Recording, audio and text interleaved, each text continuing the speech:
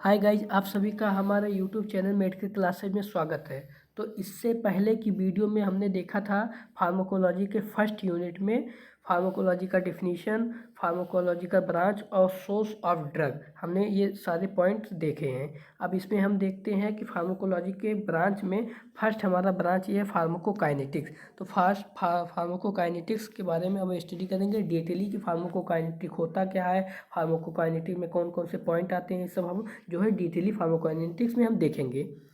तो फार्माकोकाइनेटिक्स हमारा पहला फार्माकोलॉजी का ब्रांच है, तो इसमें देखेंगे it is the branch of pharmacology which deals with the study of absorption, distribution, metabolism, excretion of drug. तो इसमें मेनली 4 पॉइंट ही होते हैं, एब्जॉर्प्शन है, डिस्ट्रीब्यूशन है, मेटाबॉलिज्म है, एक्सक्रीशन है। तो हम इसमें क्या देखते हैं कि ड्रग का एब्जॉर्प्शन, डिस्ट्रीब्यूशन और मेटाबॉलिज्म, एक्सक्रीशन के बारे में स्टडी करते हैं। तो it means it explain the moment of drug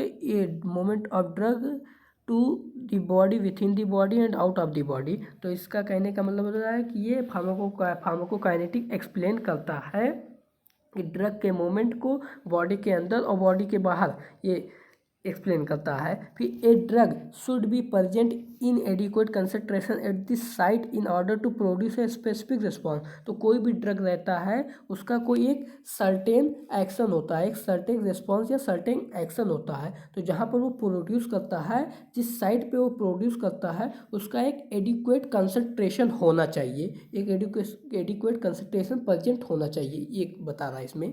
फिर this depends on various factor apart from the dose. ये क्या बता रहा है कि यह डिपेंड करता है वेरियस फैक्टर पे, और साथ में क्या है कि मतलब ये डोज के साथ मतलब डोज पर भी इफेक्ट करता है। यदि हम डिफरेंट डोज देंगे तो डिफरेंट डोज का डिफरेंट साइड इफेक्ट होगा। तो यह इफेक्ट होगा, साइड इफेक्ट नहीं कह सकते, इफेक्ट होगा मेनली। तो हम कह सकते हैं कि ये डोज के साथ में है, यदि हम डोज को ना लेकर के इसमें कई डोज के सिवा कई और फैक्टर भी जो होते हैं जो इफेक्ट करते हैं। अब है once the drug is administer, यदि हम एक बार ड्रग को एडमिनिस्टर करते हैं, देते हैं, इट इज एब्जॉर्ब्ड। मतलब ये क्या हो जाएगा, यदि हम कोई भी ड्रग देते हैं तो वो एब्जॉर्ब हो जाता है, मतलब कहाँ एंटर द ब्लड, वो ब्लड में एंटर हो जाएगा, पहुंच जाएगा। Then it is distribute to be different part of the body, और ये क्या हो जाएगा, डिफरेंट बॉडी के पार्ट में डिस्ट्रीब्यूट हो जाएगा। Reach the site of action, action site पे पहुंच जाएगा। Then drug produce its action, और फिर ये क्या करेगा, ड्रग अपना एक्शन प्रोड्यूस करेगा, और ड्रग एक्शन जो प्रोड्यूस करता है उसी को क्या बोलते हैं, फार्माकोडायनेमिक्स। ये जो ड्रग अपना एक्शन प्रोड्यूस करेगा उसको फार्माकोडायनेमिक्स बोलते हैं। इसके पहले की वीडियो में मैंने ये सब बता चुके हैं, मैंने ये सब बताया है। मतलब then it is metabolize and finally excrete, और ये फिर क्या होगा कि मेटाबोलाइज हो जाएगा और फाइनली एक्सक्रीट हो जाता है। ये सारे प्रोसेस इसमें फार्माकोकाइनेटिक्स में होते हैं। तो all this process involve the passage of drug molecule with the help of different transport mechanism including the passive transport and active transport. तो इन सभी प्रोसेस में क्या होते हैं, ड्रग मॉलिक्यूल का पासेज में है डिफरेंट ट्रांसपोर्ट मैकेनिज्म वर्क करता है। इसमें passive and active transport mechanism होते हैं। तो पैसिव और एक्टिव ट्रांसपोर्ट मैकेनिज्म अब बायोकेमिस्ट्री में डिटेल इसमें देखेंगे। अब इसमें हम देखते हैं कि हमने देखा है कि फार्माकोकाइनेटिक्स जो है, तो फार्माकोकाइनेटिक्स में हमारे मेनली 4 फेज होते हैं या 4 स्टेप होते हैं। एब्जॉर्प्शन होता है हमारा, डिस्ट्रीब्यूशन होता है, मेटाबॉलिज्म होता है, एक्सक्रीशन होता है। तो फर्स्ट हमारा क्या है, एब्जॉर्प्शन। तो अब हम एब्जॉर्प्शन की ओर देखेंगे। तो एब्जॉर्प्शन हमारा देखेंगे इसमें कि absorption is defined as the passage of drug from the site of administer into the circulation. Absorption का मतलब होता है कि साइट ऑफ एडमिनिस्ट्रेशन से लेकर के सर्कुलेशन तक ड्रग का पहुंचना ही वो एब्जॉर्प्शन होता है। For a drug to reach its site of action, तो ये क्या होता है, ड्रग क्या होता है, वो साइट ऑफ एक्शन में पहुंचता है। It must pass through various membrane, ये कई वायरियस मेम्ब्रेन से पास होकर एक्शन साइट पे पहुंचता है। फिर active and passive transport mechanism will help the drug for transportation. तो एक्टिव और पैसिव ट्रांसपोर्ट मैकेनिज्म हेल्प करता है ड्रग को ट्रांसपोर्ट होने में। IV route does not need absorption because it directly guide the drug into circulation। IV route ये point ध्यान रखना कि आईवी रूट में क्या होता है कि एब्जॉर्प्शन की ज़रूरत नहीं होती, क्योंकि ये डायरेक्ट सर्कुलेशन में पहुंच जाता है। और एब्जॉर्प्शन का मतलब क्या होता है कि एब्जॉर्प्शन का मतलब होता है कि ड्रग हम एडमिनिस्ट्रेशन साइट से लेते हैं तो वो सर्कुलेशन में पहुंच जाना ही एब्जॉर्प्शन होता है। तो ये डायरेक्ट जब सर्कुलेशन में पहुंच जाएगा तो इसीलिए आईवी रूट में हमको एब्जॉर्प्शन की ज़रूरत नहीं होती है। आईवी रूट में हम जब मेडिसिन देंगे तो वहाँ पर एब्जॉर्प्शन नहीं होगा, क्योंकि वो डायरेक्ट सर्कुलेशन में पहुंच जाएगा। when you give drug orally it get absorbed from small intestine stomach। यदि हम ओरली देंगे तो स्मॉल इंटेस्टाइन और स्टमक से एब्जॉर्प्शन होगा। और when you give drug via subcutaneous, SC का मतलब होता है सबक्यूटेनियस, IM का मतलब होता है कि intramuscular, it get dissolve into tissue fluid then enters into the circulation. यदि हम ड्रग क्या हो जाएंगे सबक्यूटेनियस देंगे और IM देंगे, इंट्रामस्कुलर देंगे, तो वो एब्जॉर्प्शन कहाँ से होगा, एब्जॉर्प्शन टिश्यू फ्लूइड से होगा और वो सर्कुलेशन में पहुंच जाएगा। अब हम देखते हैं कि एब्जॉर्प्शन के लिए कौन कौन से ऐसे फैक्टर हैं जो इन्फ्लुएंस करते हैं। तो एब्जॉर्प्शन में फर्स्ट हमारा फैक्टर है disintegration time and dissolution time. और फिर second formulation, particle size, lipid solubility, pH and ionisation, area of vascularity. फिर सरफेस है, गैस्ट्रोइंटेस्टाइनल मोटिलिटी है, और प्रेजेंस ऑफ फूड है, और मेटाबॉलिज्म है। ये हमारा 9th है मेटाबॉलिज्म। और 10 नंबर हमारा क्या है डिजीज के बाद में अब हम इसको एक एक करके इसमें लिखा हुआ सभी का डिटेली लिखा गया, तो डिटेली हम इसको पढ़ेंगे कि पहला हमारा क्या था disintegration time and dissolution time. तो डिसइंटीग्रेशन टाइम और डिसोल्यूशन टाइम में पर देखते हैं कि the drug take orally should break down into small particles to be absorb. Drug हम ओरली लेंगे तो क्या हो जाएगा ब्रेक डाउन हो जाएगा स्मॉल पार्टिकल में, वो एब्जॉर्ब हो जाएगा। Then it has to be dissolve in the gastrointestinal fluid. तब ये क्या हो जाएगा गैस्ट्रोइंटेस्टाइनल फ्लूइड में क्या हो जाएगा डिसॉल्व हो जाएगा, मतलब घुल जाएगा। Then only it will get absorb faster, और तब ये क्या होगा केवल एब्जॉर्ब हो जाएगा फास्टली। फिर if it disintegration and dissolve faster, यदि डिसइंटीग्रेशन और डिसॉल्व जो होगा फास्टर होगा, तेज़ी से होगा, तो it will get absorb faster, तो ये क्या हो जाएगा तेज़ी से एब्जॉर्प्शन होगा। In case drug given via IM और SC, मतलब क्या होता है कि इंट्रामस्कुलर या सबक्यूटेनियसली हम देंगे, IM देंगे या सबक्यूटेनियसली देंगे, तो it has be dissolve in the tissue fluid for enter in to circulation, और the faster it dissolve and the faster it get dissolve. इसमें पूरा कहने का मतलब ये है यदि हम ओरली देते हैं तो स्मॉल पार्टिकल्स में ब्रेक डाउन होने के बाद में एब्जॉर्ब होगा, जो कि स्लो होगा। और जबकि हम IM और सबक्यूटेनियसली जब देते हैं तो ये टिश्यू फ्लूइड से एब्जॉर्ब होकर सर्कुलेशन में पहुंच जाएगा, जो कि फास्टर हो रहा है। तो फास्टर होने की वजह से फास्टर डिजॉल्व होने की वजह से ये फास्टली एब्जॉर्ब होगा। तो इसीलिए बताया जा रहा है कि delay of disintegration dissolution will delay absorption. यदि डिसइंटीग्रेशन और डिसोल्यूशन क्या होगा डिले होगा तो एब्जॉर्प्शन भी हमारा क्या हो जाएगा डिले हो जाएगा। नेक्स्ट है हमारा formulation, the substance which are use to prepare drug can delay as well fasten the absorption. यदि कोई ऐसे सब्सटेंस जिससे हम ड्रग को प्रिपेयर किया जाता है वो उस पर डिपेंड करता है कि वो डिले करेगा या एब्जॉर्प्शन फास्ट करेगा। For example starch and lactose which are use to prepare drug sometime interferes absorption. तो क्या कहता है कि यदि starch and lactose mostly drug prepare किए जाते हैं, यदि किसी भी तरह का कोई भी इंटरफेयर किया जाता है इसमें इस ड्रग के सब्सटेंस में, तो वो क्या हो जाएगा एब्जॉर्प्शन क्या हो जाएगा वो डिले हो जाएगा। फिर हम पार्टिकल साइज पे देखते हैं, तो पार्टिकल साइज में देखते हैं small particle size in is important for better absorption. यदि स्मॉल पार्टिकल रहेगा तो एब्जॉर्प्शन क्या हो जाएगा बहुत ही ईजिली होगा, बेटर रहेगा। फिर हमारा नेक्स्ट है लिपिड सॉल्युबिलिटी। लिपिड सॉल्युबिलिटी में देखते हैं lipid soluble drug absorb faster because cell membrane consist of phospholipid, it will allow the easy passage of drug. तो लिपिड सॉल्युबल ड्रग जो हो जाएगा वो फास्टर बहुत तेज़ी से सॉल्युबल होगा, एब्जॉर्ब होगा। क्यों हो जाएगा? क्योंकि सेल मेम्ब्रेन जो हमारा है वो फास्फोलिपिड से बना होता है और ये इजीली अलाउ कर देगा ड्रग को पास होने के लिए। फिर हमारा है नेक्स्ट है पीएच एंड आयोनाइजेशन, मतलब unionized drug are lipid soluble. जो क्या होता है, अनआयोनाइज्ड ड्रग जो होते हैं वो लिपिड सॉल्युबल होता है, so it will be absorb, क्या हो जाएंगे कि ये हो जाएंगे एब्जॉर्ब हो जाएंगे, इजीली एब्जॉर्ब हो जाएंगे। फिर एसिड क्या हो जाएगा, unionized drug are not lipid soluble. तो अनआयोनाइज्ड जो ड्रग होते हैं वो नॉट लिपिड सॉल्युबल होते हैं, तो इसकी वजह से ये पुअर एब्जॉर्ब होगा। अब हम देखते हैं इसमें कि acidic drug remains unionised in the acidic medium of stomach and rapidly absorbed. तो क्या हो जाएगा कि एसिडिक ड्रग जो हो जाएंगे वो अनआयोनाइज्ड होते हैं एसिडिक मीडियम में, स्टमक के एसिडिक मीडियम में, इसलिए वो रेपिडली एब्जॉर्ब हो जाएंगे। और बेसिक ड्रग रिमेन्स अनआयोनाइज्ड इन अल्केलाइन मीडियम में, अनआयोनाइज्ड होते हैं alkaline medium of small intestine, वहाँ पर स्टमक में थे एसिडिक मीडियम और यहाँ पर क्या है स्मॉल इंटेस्टाइन में अल्केलाइन मीडियम में क्या हो जाएंगे अनआयोनाइज्ड ड्रग होते हैं। तो ये क्या हो जाएंगे, ये भी रेपिडली एब्जॉर्ब हो जाएंगे। लेकिन हम देखते हैं कि जो स्ट्रॉन्ग एसिडिक और बेसिक होते हैं, जो स्ट्रॉन्ग एसिडिक और बेसिक होते हैं ड्रग होते हैं वो हाईली आयोनाइज्ड होते हैं। That means they are lipid insoluble होते हैं, क्या होते हैं, दैट मीन्स ये होता है लिपिड इनसॉल्युबल होते हैं और पुअर एब्जॉर्ब होते हैं। तो जो स्ट्रॉन्ग एसिडिक और बेसिक ड्रग होते हैं वो आयोनाइज्ड होते हैं और बाकी जो बेसिक ड्रग और एसिडिक ड्रग होते हैं वो अनआयोनाइज्ड होते हैं, तो वो इजीली एब्जॉर्ब हो जाते हैं। और स्ट्रॉन्ग एसिडिक और बेसिक ड्रग जो होते हैं वो हाईली आयोनाइज्ड होने की वजह से ये लिपिड इनसॉल्युबल होते हैं, इसकी वजह से ये पुअर क्या होता है पुअर एब्जॉर्ब होते हैं।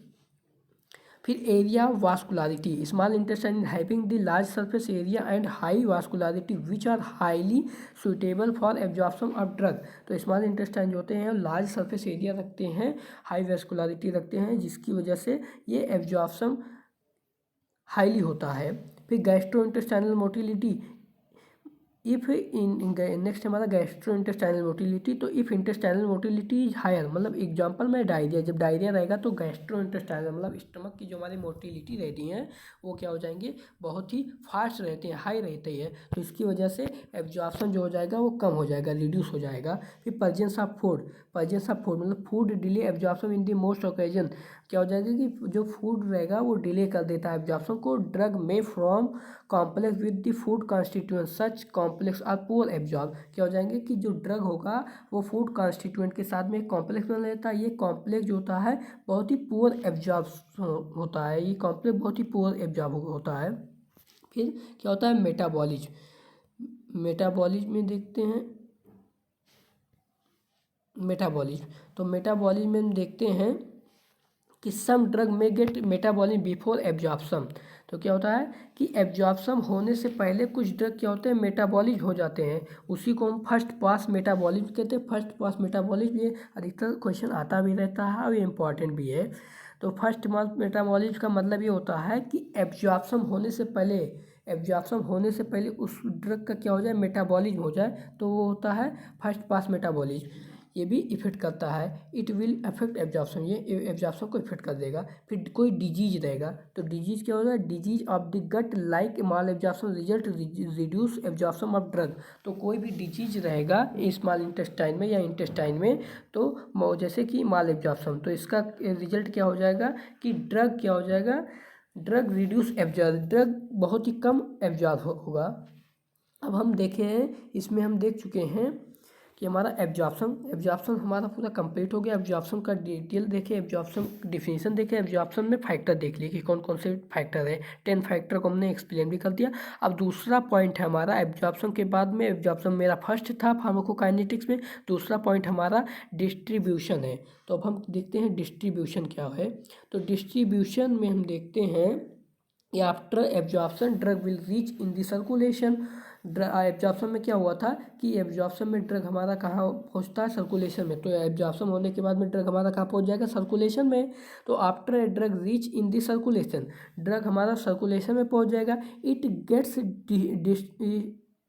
Gets distributed to various tissue और part of the part of the body. तो क्या हो जाएगा कि सर्कुलेशन में पहुंचने के बाद में ये बॉडी के डिफरेंट पार्ट में डिस्ट्रीब्यूट हो जाएगा, फैल जाएगा। It will be distributed and should cross several membrane before the reaching the site of action. ये साइट ऑफ एक्शन पे पहुंचने से पहले ही ये क्या हो जाएगा, डिफरेंट बॉडी पार्ट पे क्या हो जाएगा, टिश्यू में ये डिस्ट्रीब्यूट हो जाएगा।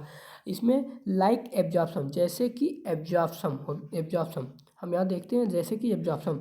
अब इसमें बताया जा रहा है कि distribution also involve various transport mechanism for the transport of drug. तो जैसे कि हम देखे थे कि एब्जॉर्प्शन में हमने देखा है कि एब्जॉर्प्शन में क्या होता है कि एब्जॉर्प्शन में डिफरेंट ट्रांसपोर्ट मैकेनिज्म की वजह से क्या हो जाएगा कि ड्रग एब्जॉर्ब हुआ था। यहाँ पर भी सेम डिस्ट्रीब्यूशन में भी इन्वॉल्व होते हैं वेरियस ट्रांसपोर्ट मैकेनिज्म ड्रग के ट्रांसपोर्ट के लिए, ये इसमें बता रहा है। Various factor will determine the speed and rate of distribution. तो जो वेरियस फैक्टर होते हैं वो स्पीड और रेट, डिस्ट्रीब्यूशन के स्पीड और रेट को डिटरमाइन करते हैं। अब इसमें कौन कौन से वेरियस फैक्टर हैं? फर्स्ट है हमारा lipid solubility, ionization, blood flow और drug binding to plasma protein. ये ऑल दीज फैक्टर क्या करेंगे, will influence the distribution process. ये सभी फैक्टर क्या हो जाएंगे, इन्फ्लुएंस करेंगे डिस्ट्रीब्यूशन प्रोसेस। लिपिड सॉल्युबिलिटी हम देख चुके हैं, आयोनाइजेशन भी ऊपर हम देख चुके हैं, ब्लड फ्लो, मतलब ब्लड फ्लो हमारा जितना ही अच्छा रहेगा उतना ही ज़्यादा क्या हो जाएगा, ड्रग डिस्ट्रीब्यूट होता रहेगा।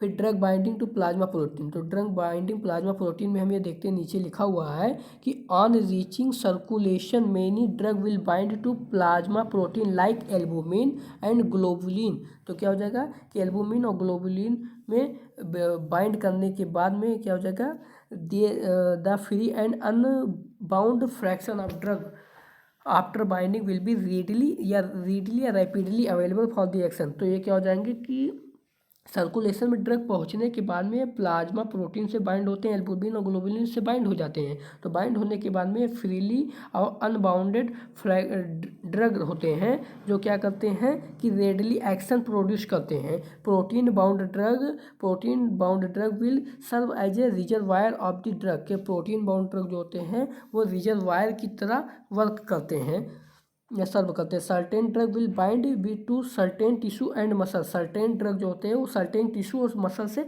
बाइंड करेंगे। This also will act as the reservoir of the drug. ये क्या करेंगे, एक रिजर्वायर ऑफ द ड्रग के रूप में एज ए वर्क करेंगे। अब ये हमारा क्या हो जाएगा कि फर्स्ट हमारा क्या था, एब्जॉर्प्शन हो गया। एब्जॉर्प्शन के बाद में हमारा डिस्ट्रीब्यूशन दूसरा था, डिस्ट्रीब्यूशन भी हमारा कंप्लीट हो गया। अब डिस्ट्रीब्यूशन के बाद में हमारा थर्ड पॉइंट है मेटाबॉलिज्म। तो मेटाबॉलिज्म में अब हम देखते हैं कि after absorption and distribution drugs will produce its action in the body. तो एब्जॉर्प्शन और डिस्ट्रीब्यूशन के बाद में ड्रग हमारा प्रोड्यूस करेगा अपना एक्शन बॉडी में। तो क्या है कि it's action in the body. तो बॉडी में जो एक्शन प्रोड्यूस करता है इसी को क्या बोलते हैं, फार्माकोडायनेमिक एक्शन कि कौन प्रोड्यूस कर रहा है, ड्रग्स। तो ड्रग जो अपना एक्शन बॉडी में प्रोड्यूस करता है इसी को फार्माकोडायनेमिक्स बोलते हैं। ये हम पहले की क्लास में भी देख चुके हैं। फिर after the action of drug it should be eliminated from the body since it is chemical substance. तो क्या कह रहा है कि ड्रग जो है एक्शन करने के बाद में ये एलिमिनेट होना चाहिए बॉडी से, क्योंकि ये एक केमिकल सब्सटेंस होता है। ये केमिकल सब्सटेंस होता है जो हमारे बॉडी के लिए हार्मफुल होता है। But drugs are chemically active and water insoluble. क्या होता है, ड्रग जो होता है वो केमिकली एक्टिव रहता है, वाटर इनसॉल्युबल रहता है। So it would not gate eliminate easily. तो क्या हो जाएगा कि ये ईजिली एलिमिनेट नहीं हो पाएगा। ड्रग जो होता है केमिकली एक्टिव होने की वजह से, वाटर इनसॉल्युबल होने की वजह से ये हमारे बॉडी से आसानी से एक्सक्रीट नहीं हो पाएगा, एलिमिनेट नहीं हो पाएगा, बाहर नहीं निकाला जा सकेगा। देन मेटाबॉलिज्म विल हेल्प क्या करेगा, मेटाबॉलिज्म हेल्प करेगा। इसको किस में हेल्प करेगा, मेटाबॉलिज्म हेल्प करेगा us to convert drug inactive and water soluble. तो ड्रग जो हमारा एक्टिव फॉर्म में है और वाटर इन सॉल्युबल फॉर्म में उसको वाटर सॉल्युबल में कन्वर्ट कर देगा और इनएक्टिव फॉर्म में कन्वर्ट कर देगा। तो metabolism will help us to convert drug inactive and water soluble में कन्वर्ट करेगा। फिर हमारा क्या है कि मेटाबॉलिज्म और बायो ट्रांसफॉर्मेशन, ये ध्यान रखना कि यहाँ पर बायो ट्रांसफॉर्मेशन आया है, तो मेटाबॉलिज्म को ही बायो ट्रांसफॉर्मेशन भी कहते हैं, क्योंकि कभी मतलब कई बार क्वेश्चन ये पूछा है मेटाबॉलिज्म ना पूछ करके बायो ट्रांसफॉर्मेशन भी पूछा, तो बायो ट्रांसफॉर्मेशन भी पूछेगा तो मेटाबॉलिज्म को ही लिखना है। तो अब इसमें देखते हैं कि बायो ट्रांसफॉर्मेशन या metabolism is the process that does biochemical alteration of the drug in the body. क्या होता है कि ये ऐसा प्रोसेस होता है, बायोकेमिकली अल्ट्रेशन होता है बॉडी में, ड्रग का बायोकेमिकली अल्ट्रेशन होता है बॉडी में। This process convert the drug inactive and water soluble. ये प्रोसेस क्या करेगा, ड्रग को इनएक्टिव और वाटर सॉल्युबल में कन्वर्ट करेगा। फिर the most important organ of the drug metabolism is liver. इसमें मोस्ट इम्पॉर्टेंट मेटाबॉलिज्म में मोस्ट इम्पॉर्टेंट ऑर्गन क्या होता है, लीवर होता है। और drug also can be metabolize by the kidney, gut, mucosa, lungs, skin. क्या हो जाएगा, इसमें मोस्ट ऑर्गन तो हमारा क्या है, लीवर है, लेकिन इसमें कुछ अमाउंट ऑफ में किडनी, इंटेस्टाइन, लंग्स, स्किन, ये सब भी क्या करते हैं, मेटाबोलाइज करते हैं। फिर metabolize reaction are catalyzed by specific enzyme located either in the liver or in the plasma. तो मेटाबोलाइज रिएक्शन के लिए जो कैटालाइज करते हैं, मेटाबोलाइज रिएक्शन के जो कैटालाइज करेंगे वो स्पेसिफिक एंजाइम कहाँ पर प्रेजेंट होते हैं, लिवर और प्लाज्मा में प्रेजेंट होते हैं। फिर chemical reaction of metabolism takes place in 2 phase. ये केमिकल रिएक्शन, मेटाबॉलिज्म का जो केमिकल रिएक्शन है वो 2 फेज में कंप्लीट होते हैं। तो फर्स्ट फेज हमारा क्या है, convert the drug more water soluble by different reaction with the help of certain enzyme in the liver. तो क्या हो जाएगा कि ड्रग को वाटर सॉल्युबल में कन्वर्ट करेंगे, इसमें कुछ एंजाइम की जरूरत होती है, जो एंजाइम कहाँ पर प्रेजेंट होते हैं, लिवर में प्रेजेंट होते हैं। और दूसरे फेज में क्या बताया जा रहा है कि water soluble substance in the body like glucuronic acid और certain amino acid combine with drugs and make it water soluble and inactive. तो बताए इसमें किया जा रहा है कि वाटर सॉल्युबल सब्सटेंस जो बॉडी में ग्लूकोरियोनिक एसिड और एमिनो एसिड होते हैं, ये ड्रग के साथ में कंबाइन करेंगे और इसको क्या है, वाटर मोर सॉल्युबल, वाटर जो हमारा सॉल्युबल फर्स्ट पेज में हुआ था इसको और सॉल्युबल बनाएंगे और ड्रग को क्या कर देगा, इनएक्टिव कर देगा। तो फर्स्ट फेज में हमारा क्या हो रहा था कि मोर वाटर सॉल्युबल हो जाएगा, मोर वाटर सॉल्युबल हो जाएगा, और इसमें दूसरे फेज में हमारा ड्रग जो होगा एक्टिव फॉर्म से इनएक्टिव फॉर्म में कन्वर्ट हो जाएगा। अब इसमें so that it can be easily excreted. अब इसलिए हो जाए क्योंकि मेटाबॉलिज्म जो होता है ये ड्रग को इनएक्टिव फॉर्म और वाटर सॉल्युबल में कन्वर्ट कर देता है, इसकी वजह से ये ईजिली एक्सक्रीट हो जाएगा। फिर all these reaction needed the action of certain drug metabolism enzymes which are present in the liver. ये सभी रिएक्शन के लिए जो एंजाइम की ज़रूरत होती है वो लीवर में प्रेजेंट होते हैं। अब हमारा फोर्थ और लास्ट पॉइंट हमारा है फार्माकोकाइनेटिक्स में एक्सक्रीशन। तो excretion, drugs are excreted from the body after metabolism के बाद में ड्रग कहाँ से एक्सक्रीट हो जाएगा, और फिर the major organ of the excretion of the kidney and intestine. तो एक्सक्रीशन के लिए जो मेजर ऑर्गन रिस्पॉन्सिबल है वो क्या है, किडनी है हमारा और इंटेस्टाइन है। These are also other organ that can help excretion of drug. तो क्या हो जाएगा, इस प्रोसेस के लिए कई और भी ऑर्गन हैं, अदर ऑर्गन भी हैं जो हेल्प करते हैं ड्रग्स के एक्सक्रीशन में। फर्स्ट है हमारा किडनी। तो किडनी क्या करेगा, help the excretion of drug along with urine. तो ड्रग को यूरिन के फॉर्म में एक्सक्रीट कराएगा किडनी। इंटेस्टाइन क्या करेगा, ड्रग को फीसेज या स्टूल के फॉर्म में एक्सक्रीट कराएगा। फिर लंग्स क्या कराएगा कि एक्सपायरेशन के थ्रू क्या कराएगा, ड्रग को एक्सक्रीट कराएगा। फिर हमारा स्किन क्या कराएगा, ड्रग को स्वेट के थ्रू, पसीने के थ्रू बाहर निकालेगा। माउथ क्या कराएगा, सलाइवा मतलब लार के थ्रू बाहर निकालेगा। और ब्रेस्ट क्या करेगा, ब्रेस्ट हमारा मिल्क के थ्रू ड्रग का एक्सक्रीशन कराएगा। तो इस तरह से हमारा क्या हो जाएगा, ये फार्माकोकाइनेटिक्स हमारा टॉपिक कंप्लीट हो गया। तो आई होप आप सभी को ये वीडियो पसंद आएगा, और जितने लोग भी ये वीडियो देख रहे हैं ज़्यादा से ज़्यादा लाइक, शेयर और सब्सक्राइब करें। और इसके आगे हमारा जो भी टॉपिक रहेगा वो हम फार्माकोडायनेमिक हमारा रहेगा, जो ये हमारा फार्माकोकाइनेटिक वो हमारा फार्माकोडायनेमिक रहेगा। फार्माकोडायनेमिक के लिए हम नेक्स्ट वीडियो बनाएंगे। Okay, thank you so much.